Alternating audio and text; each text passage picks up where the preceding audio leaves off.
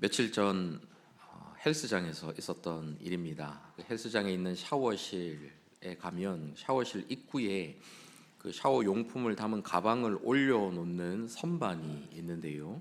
저도 제 용품 가방을 그 선반에 올려놓고 샤워를 하고 있었습니다. 제 가방이 조금 작아서 펌프 형태로 되어 있는 용품이 하나 있는데 이게 이제 그 펌프만 가방 밖으로 이렇게 삐져 나와 있거든요. 그래서 이제 그 가방을 선반 위에 올려놓고 씻고 있는데 한 60대 정도 되어 보이는 한 아저씨가 제 가방 옆에다가 자신의 가방을 이렇게 올려놓고 서 있는 것을 보았습니다. 근데 그분이 아주 빠른 동작으로 삐져나와 있는 제 가방에 삐져나와 있는 펌프에 이렇게 펌프질을 하고 거기서 나오는 용액을 재빨리 자기 머리에 이렇게 묻히는 거예요.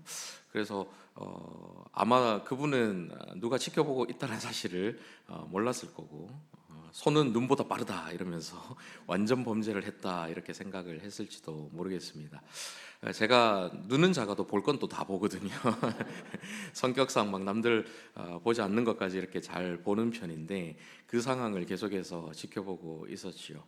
그분이 그렇게 이제 아주 자연스럽게 머리에 묻힌 이것을 아마 샴푸인 줄 알고 그렇게 샤워기로 향해서 가서 물을 뿌리는데 이상하지요? 거품이 나지를 않는 겁니다.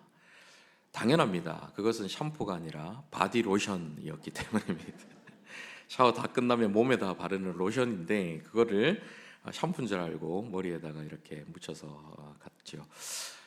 다른 사람의 물건을 이렇게 함부로 손대는 그분에게 제가 그거는 샴푸가 아니고 로션입니다 이렇게 얘기하기도 좀 민망한 상황 아닙니까? 그래서 속으로 웃으면서 그 상황을 지켜보고 있었는데 저는 뭐 그분을 처음 뵙기 때문에 그분이 어떤 삶을 살아가는 분인지 어떤 사람인지 전혀 모릅니다. 하지만 그 장면 하나만 놓고 본다면 나이가 든다고 해서 자연스럽게 어른이 되는 것은 아니구나. 그냥 그 장면만 놓고 봤을 때 그런 생각이 들었습니다. 그럴 수밖에 없었던 게 이번 주에 이 노인과 어른이라는 제목으로 말씀을 준비하고 있는 상황이었기 때문에 그분을 뵈면서 막 60여 년 동안 세월을 산 노인일 수는 있지만 그분이 어른의 모습은 아니다 이런 생각을 가지게 되었지요. 노인과 어른 이 두 단어는 언어적으로도 사회적으로도 다른 의미를 가진 단어입니다. 한자어인 이 노인 말 그대로 나이가 들어서 늙은 사람을 뜻하는 것이죠. 생물학적, 연령적 개념에 집중된 말입니다. 하지만 어른이라는 단어는 남자와 여자가 결혼을 해서 하나가 된다라는 의미가 담겨 있는 얼운이라는 말에서 파생된 단어라고 합니다. 어루다라는 단어가 동사가 이제 명사형으로 얼운이라는 단어가 되었는데 이것에서 나온 말이 바로 어른이라고 하죠. 옛날 우리 조상들이 결혼한 사람만 상투를 틀게 하고 어른이라고 부른 것처럼 어른이라는 것은 몸과 마음이 성숙해서 사랑할 자유를 가지는 동시에 그에 따르는 의무와 책임을 다하는 사람을 가리키는 말입니다. 그래서 사회적으로도 어른이라 하면 단순히 나이를 나타내기보다는 배려심과 책임감이 강한 성숙하고 존경스러운 사람이라는 개념을 담고 있지요.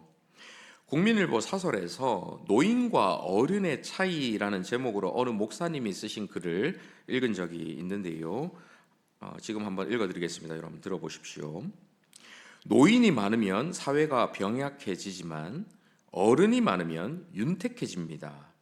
시간이 흐를수록 부패하는 음식이 있고 발효하는 음식이 있듯이 사람도 나이가 들수록 노인이 되는 사람과 어른이 되는 사람이 있습니다. 노인은 나이를 날려버린 사람이지만 어른은 나이를 먹을수록 성숙해지는 사람입니다. 노인은 머리만 커진 사람이고 어른은 마음이 커진 사람입니다. 노인은 더 이상 배우려 하지 않지만 어른은 어린 사람에게도 배우려 합니다. 노인은 아직도 채우려 하지만 어른은 비우고 나눠줍니다. 노인은 나이가 들수록 자기만 알지만 어른은 이웃을 배려합니다. 노인은 나를 밟으면 가만두지 않겠다라고 하지만 어른은 나를 밟고 올라서라 합니다. 노인은 다른 사람과 자신을 비교하지만 어른은 나다운 아름다움을 찾은 사람입니다. 노인은 겉모습이 늙어가는 것을 슬퍼하지만 어른은 속사람이 충만해지는 것을 즐거워합니다. 사실 이 노인이라는 단어 자체에 부정적인 의미가 담겨 있지는 않습니다. 가치 중립적인 그런 단어이지요. 하지만 이 목사님께서 지금 어떤 의미에서 이 노인과 어른을 이렇게 구분했는지는 충분히 이해하실 수 있을 것입니다. 말하자면 그냥 세월이 지나서 나이만 든 사람과 내면의 성숙을 이루고 존경할 만한 모습을 갖춘 이 어른의 모습을 극명하게 대조하기 위해서 노인과 어른으로 구분해서 표현을 하고 있는 것 아니겠습니까? 저 역시도 이 글에서 나오는 그냥 노인보다는 참된 어른이 되고 싶다라는 생각을 했습니다. 여러분도 마찬가지 아니십니까? 그리스도인으로서 우리는 나이가 들수록 내면과 신앙이 성숙해져야 하고, 그래서 본받고 싶고 따르고 싶은 존경받는 어른들이 되어야 합니다. 하나님께서 저와 여러분이 날마다 계속해서 자라고 새로워지고 거룩해지기를 바라시기 때문이지요. 오늘 본문에 보면 그런 신앙적 어른의 모범적인 인물을 만날 수가 있는데요. 그가 바로 갈렙입니다. 오늘은 이 갈렙이라는 인물을 살펴보면서 우리가 믿음 안에서 참된 어른이 되기 위해서 갖추어야 할 모습이 무엇인가 하는 것을 생각해 보도록 하겠습니다. 먼저 오늘 본문의 배경과 내용을 한번 살펴봅시다. 가나안 정복 전쟁이 거의 막바지에 접어들 무렵에 정복한 가나안 땅을 각 지파별로 어떻게 분배할지 결정하는 시간이 왔습니다.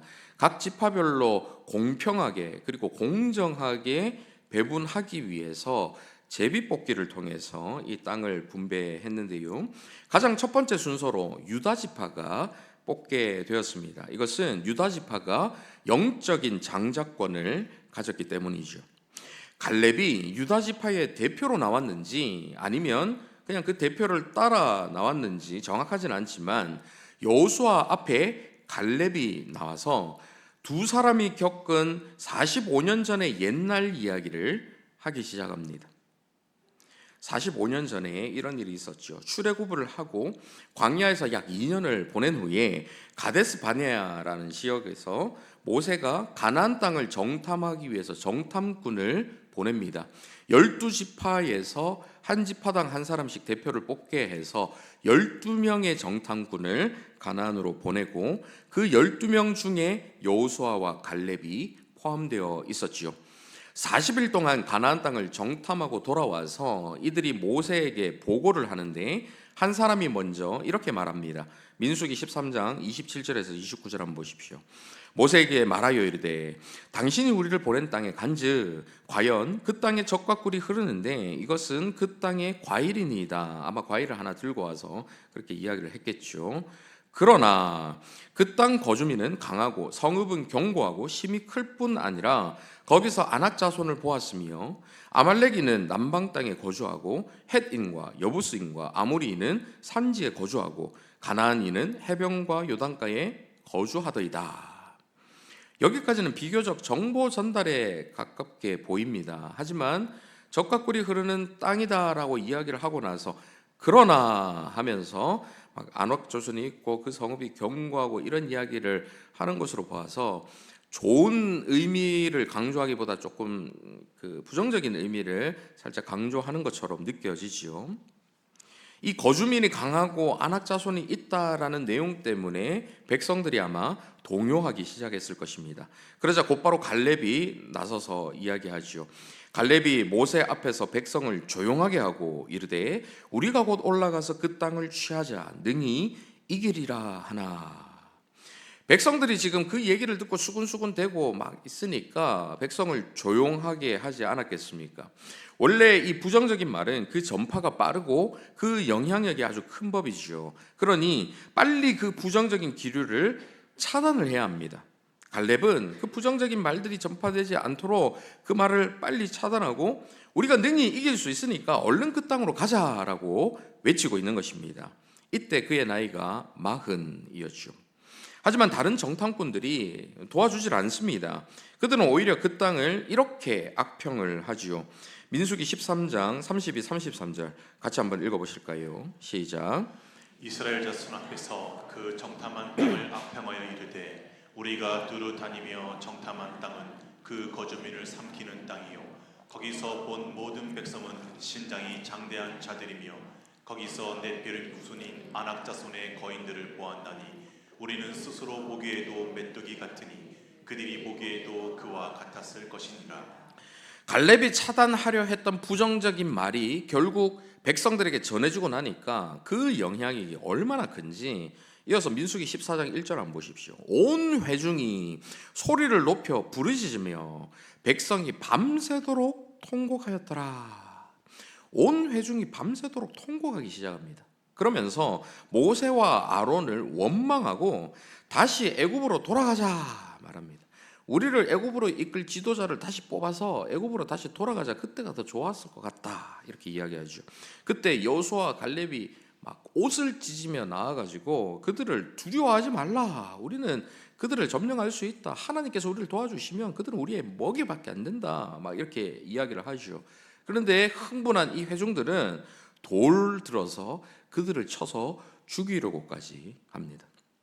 무리가 단체로 극단적이고 이기적인 생각에 빠지니까 이렇게 살인까지도 할 수 있을 정도로 폭력적으로 변하는 것을 볼 수 있습니다. 근데 문제는 그들이 아직 그들 눈으로 가나안 땅을 직접 보지도 못했다라는 거예요.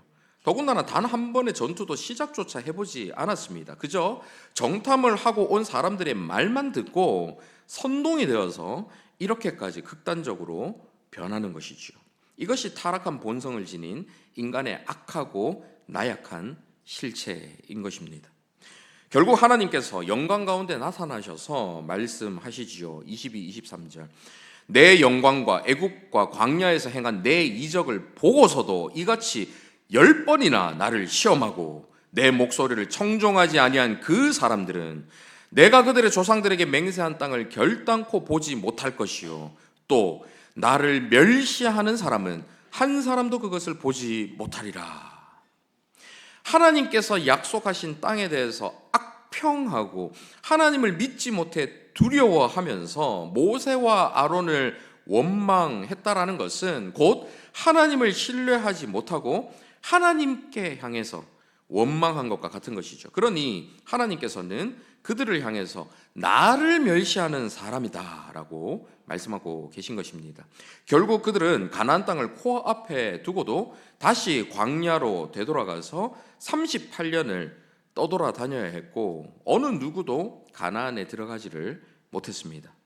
그런데 반대로 갈렙에게는 하나님께서 뭐라고 약속하십니까? 24절 같이 한번 읽어보실까요? 시작. 그러나 내 종 갈렙은 그 마음이 그들과 달라서 나를 온전히 따랐은즉 그가 내가 그를 전하여 드리니 그의 자손이 그 땅을 차지하리라. 이것이 오늘 본문에서 갈렙이 회상하면서 여호수아에게 말했던 45년 전의 일입니다. 하나님을 신뢰하지 못해서 그 땅을 악평하고 원망하고 불평했던 이스라엘 백성들은 단 한 사람도 가나안 땅으로 들어가지 못했는데 끝까지 하나님 편에 서서 하나님을 믿는 믿음으로 외쳤던 여호수아와 갈렙 이 두 사람만이 이 가나안 땅으로 들어갈 수가 있었던 것이죠.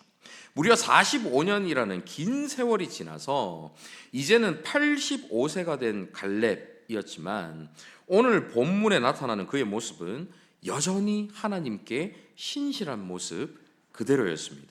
다시 말해서 그저 나이만 많아진 노인이 아니라 신앙적으로 성숙한 어른의 표본을 보여주고 있는 것이죠. 이것을 조금 더 구체적으로 살펴보도록 하겠습니다. 먼저 오늘 본문 9절을 한번 보십시오.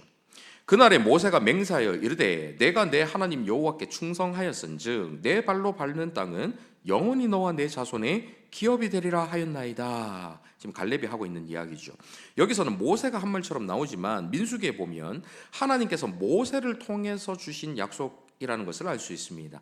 갈렙은 지금 하나님께서 그에게 주신 약속의 말씀을 평생 동안 잊지 않고 기억하면서 붙들고 있었던 것입니다. 이것이 성숙한 어른 신앙인, 신앙적 어른으로서 보여야 하는 모습입니다. 바로 하나님께서 주신 약속을 끝까지 잊어버리지 않고 기억하면서 살아가는 것이죠. 사실 갈렙이라는 이름은 중간에 모세가 회상하면서 언급한 적은 있어도 오늘 본문에서 45년 만에 다시 등장하기 전까지는 성경에 거의 나타나질 않습니다. 광야에서 백성들을 이끈 모세나 그의 뒤를 이어서 가나안 정복을 이끌었던 여호수아와는 다르게 성경의 기록만 놓고 보면 이 갈렙의 삶은 별로 두드러지지 않는 삶인 것처럼 보입니다. 모세나 여호수아처럼 하나님께서 자주 나타나셔서 자신에게 일도 맡기시고 다른 약속들도 많이 주셨다면 갈렙이 하나님이 정말 살아 계시는구나, 하나님이 나를 돌보고 계시는구나 하는 것을 좀 더 쉽게 믿을 수가 있었겠죠. 하지만 갈렙 입장에서는 시간이 흐를수록 하나님께서 정말 약속을 지키실까? 나를 별로 주목하지도 않으시는 것 같은데 그 약속을 잊으셨거나 그냥 넘어가시는 것은 아닐까? 충분히 마음속에 이런 의심이 들 수도 있지 않았겠습니까? 아니면 시간이 흐를수록 그 말씀을 별로 중요하게 생각하지 않으며 살아갈 수도 있었을 것입니다. 아니 어차피 뭐 땅은 다 받는 거고 그냥 아무 땅이나 받으면 되지라고 생각을 했을 수도 있고요. 이제 뭐 나이도 들었고 좀 있으면 죽을 텐데 이제 와서 뭐 약속이 이루어지지 않는다 해도 뭐 그게 뭐 대수겠는가 이렇게 생각을 했을 수도 있습니다. 많은 사람들이 어릴 때나 처음 신앙생활을 할 때에는 하나님의 말씀에 대해서 순수하게 받아들이다가 말씀이 성취되는 것이 눈으로 잘 보이지 않으면 점점 그 말씀에 무뎌지게 됩니다. 옛날에는 주일에 선포되는 말씀을 들으면 일주일 내내 그 말씀 붙들고 말씀대로 살아내려고 몸부림쳤는데 어느 순간부터는 하나님의 말씀보다는 지난 세월 동안 쌓인 경험에서 나오는 내 생각이 더 현명하게 느껴질 때가 있죠. 현실적인 문제에 부딪히다 보면 이스라엘 백성들처럼 하나님의 약속의 말씀을 믿지 못하거나 가볍게 여기기도 합니다. 하지만 갈렙은 45년 전에 단 한 번 주신 약속이라도 그것이 하나님의 말씀이기 때문에 끝까지 진지하고 무겁게 받아들이며 묵묵하게 그 약속을 붙들고 살았던 것이죠. 하나님의 말씀을 어떻게 대하느냐를 보면 그 사람이 하나님을 향해서 어떤 마음을 가지고 있느냐 하는 것을 알 수가 있습니다. 여러분 우리도 그렇지 않습니까? 별로 믿음이 가지 않고 좋아하지도 않는 사람이 어떤 말을 했거나 아니면 약속을 했다라고 한다면 우리는 그 말이나 약속에 대해서 쉽게 잊어버릴 수 있습니다. 별로 가치를 두지 않기 때문이죠. 하지만 내가 관심이 있고 좋아하는 사람의 말이라면 지나가는 말로 그 사람이 한마디 한 것도 잘 기억해 두었다가 거기에 꼭 맞춰주려고 합니다. 그 사람이 지나가면서 나 저 음식 좋아하는데 이런 말 한마디만 그냥 흘려서 해도 그걸 기억해 두었다가 다음에 만날 때까지 막 그 음식을 사서 선물로 준다거나 막 이런 모습들을 보이죠. 그 사람과 한 약속이라면 끝까지 잊지 않고 꼭 지키려고 노력을 합니다. 그만큼 그 말에 그 약속에 가치를 두기 때문이죠. 갈렙은 나이가 들어도 여전히 하나님의 말씀에 아주 소중한 가치를 두고 평생을 살아갔습니다. 그만큼 그가 하나님을 경외하고 사랑했다라는 것을 보여주는 증거이지요. 한평생 변함없이 하나님을 경외하고 사랑하는 마음으로 하나님의 말씀을 기억하면서 그 말씀을 붙들고 살아가는 삶, 이것이 바로 신앙적 어른이 보이는 모범적인 모습인 것입니다. 저는 우리 성도님들, 특히 연세 많으신 분들이 특세 같은 때 새벽이나 주일 오후에 특송 순서를 맡으셨다고 해서 이렇게 앞에 나와서 찬양을 하시는 모습을 볼 때에 가끔 이렇게 울컥하는 것을 느낄 때가 있습니다. 또한 선포된 말씀에 순종하기 위해서 애를 쓰시는 성도님들의 모습을 볼 때도 한 번씩 울컥할 때가 있습니다. 이제는 제가 여러분이 어떤 삶을 살아오셨는지 또 어떤 어려운 환경 속에서 그 어려움을 뚫고 오늘에 이르셨는지 또 여러분들께서 이렇게 기도 제목으로 저에게 말씀하시는 것들을 들으면서 지금 어떤 어려운 상황에 놓여 계신지 이런 것들을 전부 다 알지는 못하지만 그래도 어느 정도 알고 있지 않습니까? 그런 세월들을 지나셨는데도 불구하고 여전히 믿음을 잃지 않고 변함없이 자리를 지키면서 하나님을 찬양하고 열심히 섬기시는 모습을 보면 마음의 감동이 될 수밖에 없는 거예요. 우리 교회 안에 이런 신앙적 어른들이 많이 계시다라는 사실이 얼마나 감사한지 모릅니다. 앞으로 세월이 가고 신앙의 연륜이 쌓일수록 더욱 신실하게 하나님 말씀 붙들고 살아가는 저와 여러분 다 되시기를 바랍니다. 그래서 우리 서울제일교회가 이런 모범이 되고 본받고 싶은 존경스러운 신앙적 어른이 많이 계시는 그런 교회 되기를 간절히 바랍니다. 갈렙에게서 볼 수 있는 어른의 모습 두 번째는 그가 하나님의 약속이 성취되는 꿈을 품고 그 꿈이 이루어질 수 있도록 끝까지 최선을 다했다라는 것입니다. 사실 나이가 들어도 꿈을 품을 수는 있습니다. 우리가 나이가 들어갈수록 현실을 자각하고 현실의 한계를 잘 알기 때문에 꿈이 점점 없어지거나 큰 꿈을 품었다가도 나이가 들어갈수록 점점 작아지는 것은 경험하죠. 그렇다고 해서 꿈을 나이가 들었다고 꿈을 꾸지 않는 것은 아닙니다. 얼마든지 꿈을 꿀 수 있죠. 중요한 것은 그 꿈이 어떤 꿈이냐 하는 것입니다. 그 꿈이 더 많은 부를 쌓고 싶다라는 꿈이라든지 자신의 이름을 널리 알리고 싶다라는 꿈과 같이 지극히 개인적인 것에 머문다면 딱히 본받을 만한 성숙한 어른의 꿈이다라고 보기가 어렵겠지요. 갈렙이 품은 꿈은 단순히 자신이 좋은 땅을 갖는 것이 아니었습니다. 하나님의 약속이 성취되는 것을 통해서 하나님의 실추된 명예를 높여드리고 하나님께 영광이 되는 삶이 되기를 바랐던 꿈이었던 것이지요. 오늘 본문 12절 같이 한번 읽어보실까요? 시작. 그날에 여호와께서 말씀하신 이 산지를 지금 내게 주소서. 당신도 그날에 들으셨거니와 그곳에는 아낙 사람들이 있고 그 성읍들은 크고 견고할지라도 여호와께서 나와 함께 하시면 내가 여호와께서 말씀하신 대로 그들을 쫓아내리이다 하니. 그가 여호수아에게 요구하는 땅은 살기 좋은 땅이 아니었습니다. 이 산지를 내게 주소서라고 하지요. 말 그대로 그 땅은 산지였습니다.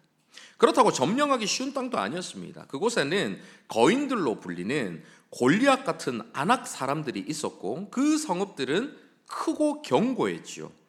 모두가 제비 뽑을 때 걸리지 않기를 바라는, 점령하기를 꺼려하는 땅이었다라는 말씀입니다.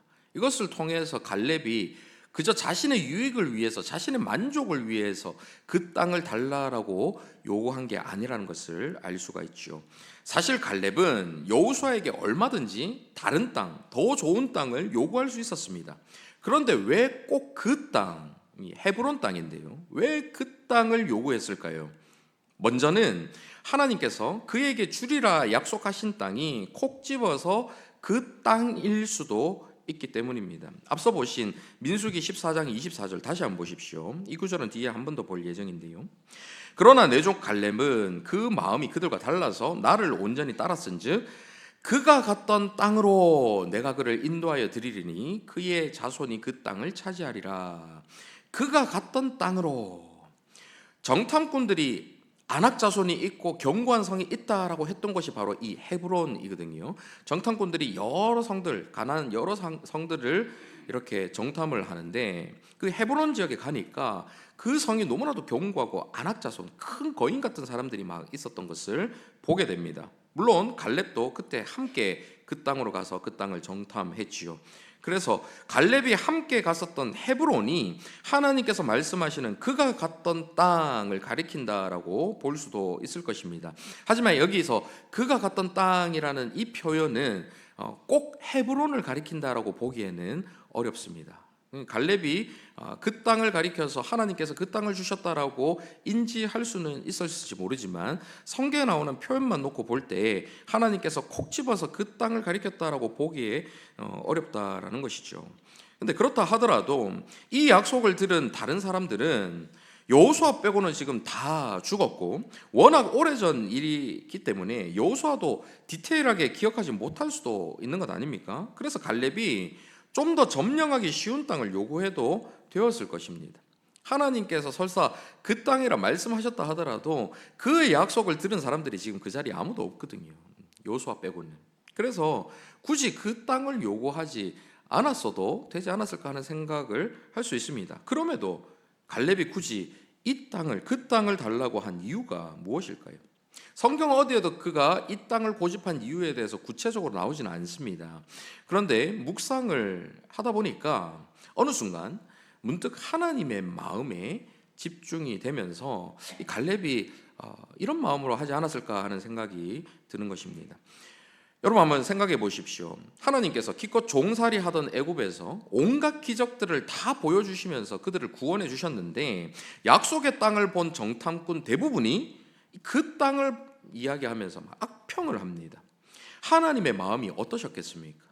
하나님께서 예배하신 땅에 대해서 불평하고 원망하는 무지하고 나약하고 불손한 이 이스라엘 백성들을 보시면서 당황스러우실 수 있겠죠. 수치스럽기도 하고요. 화가 나기도 했을 것입니다. 답답하기도 하셨겠죠. 아니 그 땅이 지금 얼마나 좋은 땅인데 내가 지금 젖과 꿀이 흐르는 그 땅을 너희들을 위해서 지금 예배해 뒀는데 아니 그 땅을 지금 가보지도 않고 전쟁도 한번 해보지도 않고 그 땅을 그 얘기만 듣고 악평한다고? 그냥 눈으로 본 것만 믿고 나는 의지하지 않고 나는 믿지 않고 그 땅에 대해서 지금 악평하면서 불평한다고? 하나님 입장에서 얼마나 속상하셨겠습니까? 끝까지 하나님 편에 섰던 갈렙은 그런 하나님의 마음이 충분히 헤아려졌을 것입니다.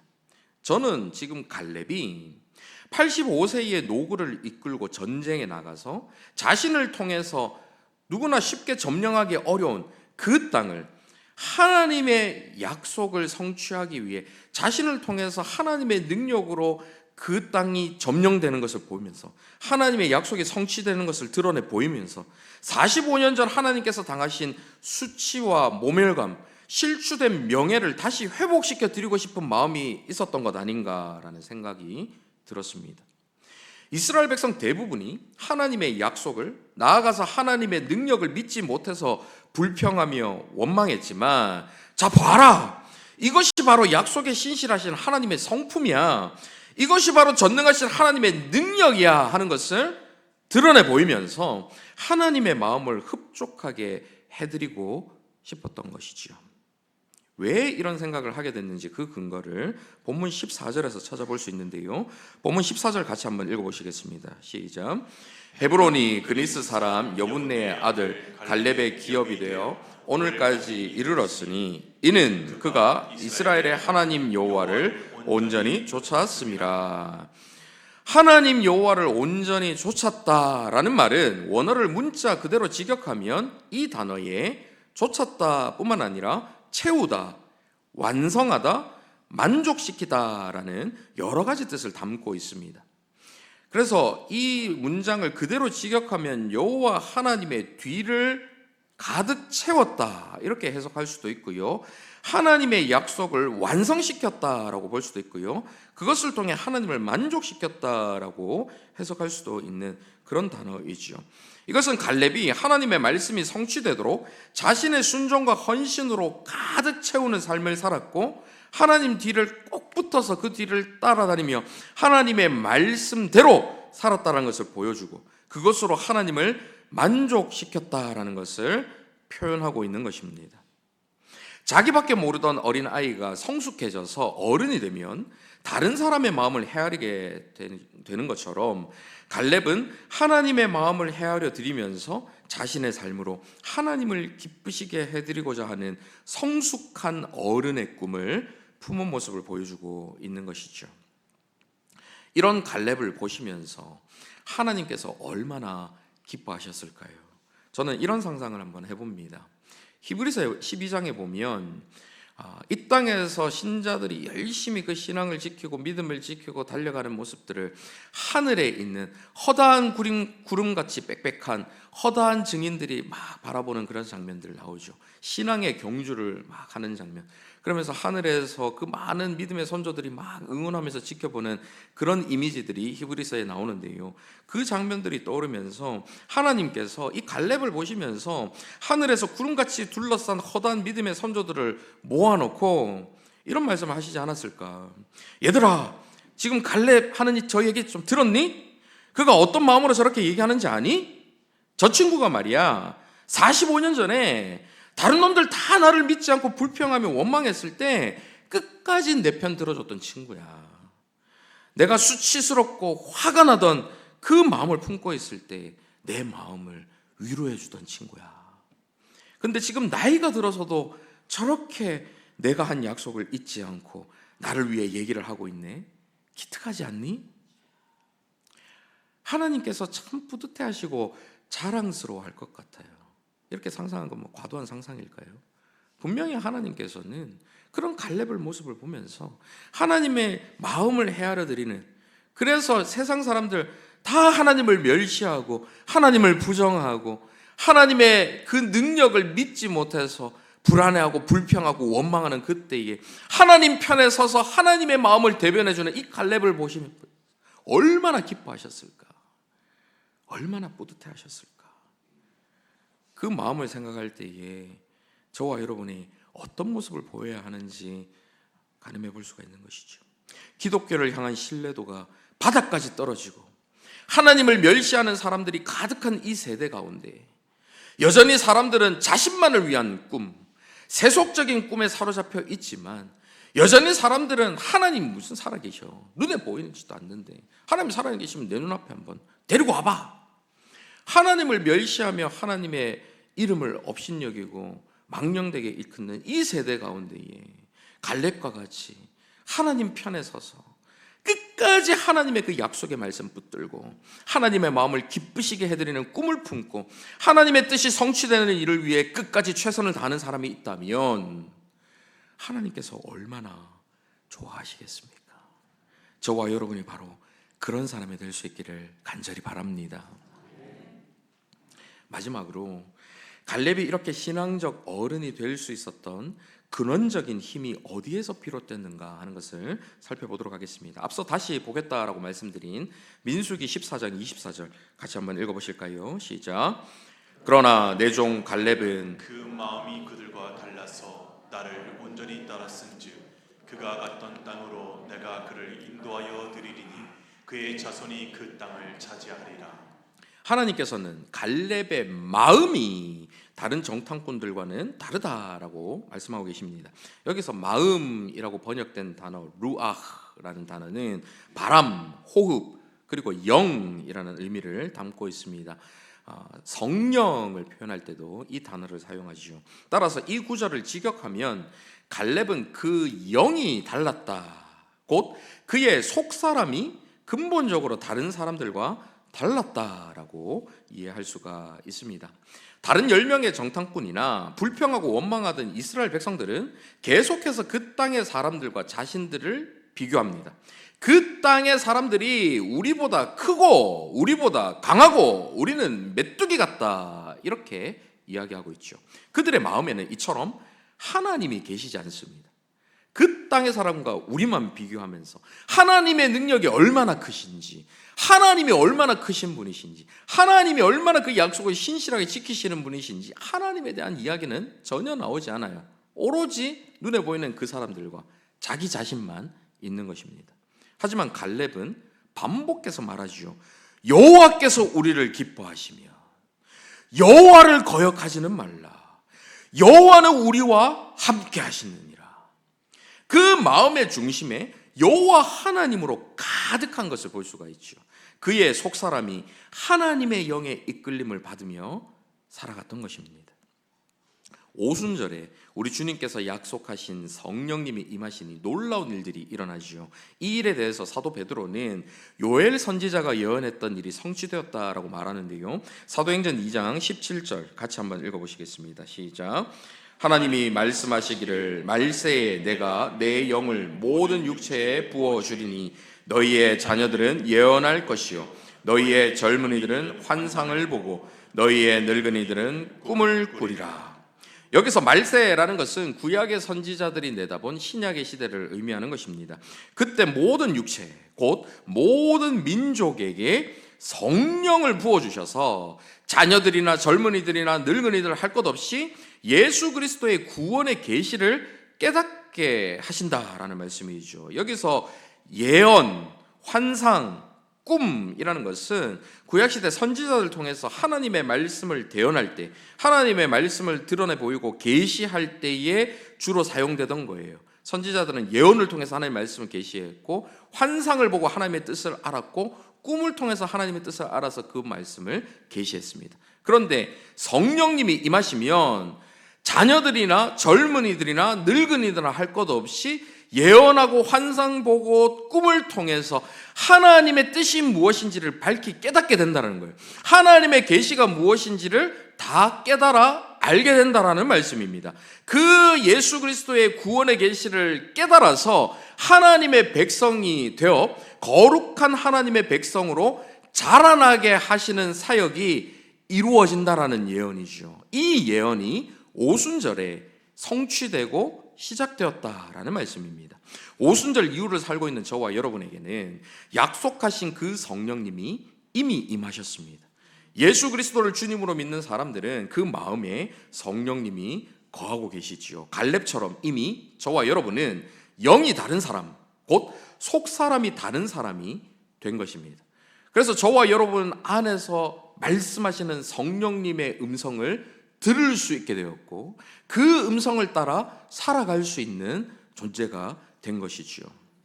이 속사람은 우리 안에 거하시는 성령으로 더욱 강건해질 수가 있습니다. 그래서 사도 바울은 이렇게 말하죠. 에베소서 3장 16절 보십시오. 그의 영광의 풍성함을 따라 그의 성령으로 말미암아 너희 속사람을 능력으로 강건하게 하시오며, 성령으로 말미암아 우리의 속사람이 강건해질 수 있다 이야기하죠. 이어서 고린도후서 4장 16절도 보십시오. 그러므로 우리가 낙심하지 아니하노니 우리의 겉사람은 낡아지나 우리의 속사람은 날로 어떻게 된다고요?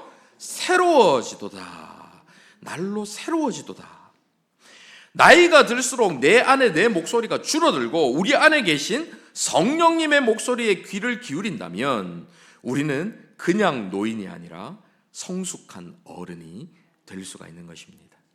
우리가 그냥 나이만 들고 미성숙한 상태가 있는 것이 아니고 성숙한 어른이 된 것은 우리의 노력으로 사실은 불가능합니다. 어느 정도는 이룰 수 있겠지만 한계가 많은 우리의 능력으로는 성숙한 어른이 되는 게 결코 쉽지가 않죠. 거의 불가능에 가깝죠. 하지만 성령님께서 우리 안에서 도와주시고 능력을 주시면 우리의 속사람이 날마다 새로워지기 때문에 성숙한 어른이 될 수가 있는 것입니다.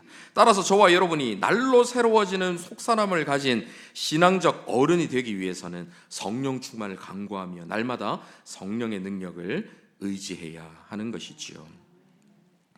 이제 말씀 맺겠습니다. 여러분은 세월이 가고 나이가 들면 누구나 자연스럽게 되는 그냥 노인이 되고 싶으십니까? 아니면 겉사람은 낡아지나 날로 새로워지는 속사람을 가져서 신앙의 연륜이 쌓일수록 더욱 성숙해지고 존경스러운 참된 어른이 되고 싶으십니까? 성령 충만함으로 하나님의 말씀을 소중하게 여기고 하나님의 뜻을 이루는 꿈을 품고 끝까지 달려가는 저와 여러분 다 되시기를 바랍니다. 그리하여 우리 자녀 세대들이 존경하고 본받고 싶어하는 참된 어른들이 더욱 많아지는 우리 서울제일교회 될 수 있기를 간절히 바랍니다. 아멘. 말씀을 생각하며 힘차게 박수하면서 함께 찬양했으면 좋겠는데요. 마지막 날에 함께 고백하시겠습니다.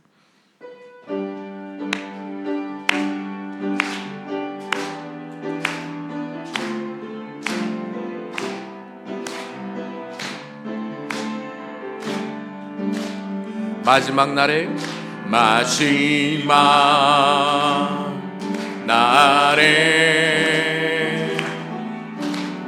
내가 나의 영으로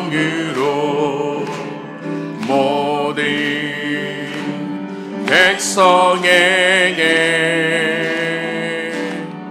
부어 주리라. 자녀들은 예언할 것이요 청년들은 환상을 보고 아비들은 꿈을 꾸리나 주의 영임하며 자녀들은 예언할 것이요 청년들은 환상을 보고 아비들은 꿈을 꾸리나 주의 영임하며 성령이여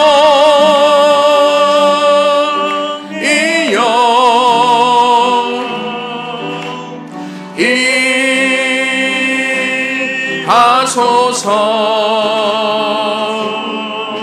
성령이여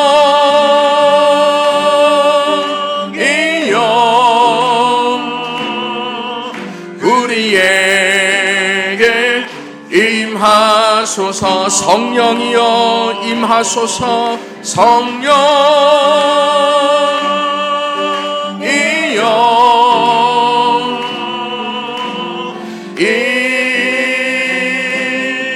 임하소서 성령이여 성령이여 우리에게 임하소서 우리에게 임하소서. 할렐루야. 이 찬양의 가사는 마치 이제 성령님께서 미래에 앞으로 임하여 달라라는 고백처럼 보이지만 그는 말씀을 그대로 인용해서 가사를 만들어서 그렇겠지만요. 지금 이 찬양의 가사가 염원하는 성령님이 임하시는 것은 이미 오순절날 성취되었습니다. 그리고는 저와 여러분 가운데 성령님께서는 이미 임하셔서 저와 여러분 가운데 계시죠. 그래서 우리가 예언하고 환상을 보고 꿈을 꾸는 것처럼 하나님의 뜻을 밝히 깨닫고 그 뜻대로 살 수 있는 능력까지 우리 안에 계신 성령님께서 저와 여러분에게 부어주고 계신 것입니다. 혼탁한 시대에 유혹과 시험 많은 세상에서 끝까지 믿음 지키며 살아가기 위해서는 본받을 어른들이 필요합니다. 저와 여러분이 바로 그런 어른이 될 수 있기를 바랍니다. 이 시간 말씀을 생각하며 함께 기도하실 때 성령으로 충만하게 하여 주시옵소서. 성령의 능력으로 속사람이 날로 새로워지게 하시고 하나님의 꿈을 품고 담대히 살아가는 저희 모두가 되게 하여 주시옵소서. 말씀을 생각하며 함께 기도하며 나가도록 하겠습니다. 자비로우신 아버지 하나님, 살아계신 아버지 하나님, 이 세상에서는 하나님의 이름이 멸시당하고 기독교가 신뢰도가 바닥까지 떨어지고 하나님의 거룩하신 그 이름이 많은 사람들의 입에 쉽게 오르내리며 하나님이 멸시당하는 이 악하고 폐역한 세대를 살아가고 있는 것이 현실인 걸 바라봅니다. 이 세대 가운데 하나님의 마음을 시원케 해드리는 사람, 하나님의 마음을 기쁘시게 해드리는 사람, 하나님께서 자랑스럽게 여기시는 그 한 사람, 그 성숙한 어른, 그 어른이 되기를 소원하오니 주여 저희에게 성령으로 충만케 하셔서 하나님의 말씀이 무겁고 진지하게 받아들여지는 역사가 나타나게 하시고 한번 하나님의 한 약속하신 그 약속 끝까지 잊지 않고 기억하며 그 약속 붙들고 날마다 살아가는 저희 모두가 되게 하여 주옵소서. 아버지 하나님의 뜻을 성취해드리는 하나님의 꿈을 품고 이 땅에서 끝까지 하나님의 영광 위하여 살아가는 저희 모두가 될 수 있도록 인도하여 주옵소서. 그리하여 이 암흑의 세상 가운데 그 한가운데 있는 세상 가운데 주님의 빛을 비추어드리며 너희들 보아라 하나님 여전히 살아계신다. 너희들 보아라 너희들이 멸시하는 하나님의 거룩하신 이름 이렇게 크고 놀라운 능력으로 이렇게 크고 놀라운 영광으로 하나님 여전히 살아계신다는 것을 드러내 보이며 살아가는 저희 모두의 인생이 될 수 있도록 하나님 역사하여 주시옵소서. 함께 해주시길 소원합니다. 자비로우신 아버지 하나님, 우리 안에 거하시는 성령님의 목소리에 귀 기울이며 하나님의 말씀을 소중히 여기고 하나님께서 바라시는 뜻을 이루어드리는 저희의 삶이 되게 하여 주시옵소서. 세상 누가 뭐라 해도 끝까지 믿음 지켜나가며 주님의 약속 붙들고 살아가는 성숙한 신앙인 참된 어른들이 다 될 수 있도록 인도하여 주시옵소서. 살아계신 예수 그리스도의 이름으로 기도하옵나이다. 아멘.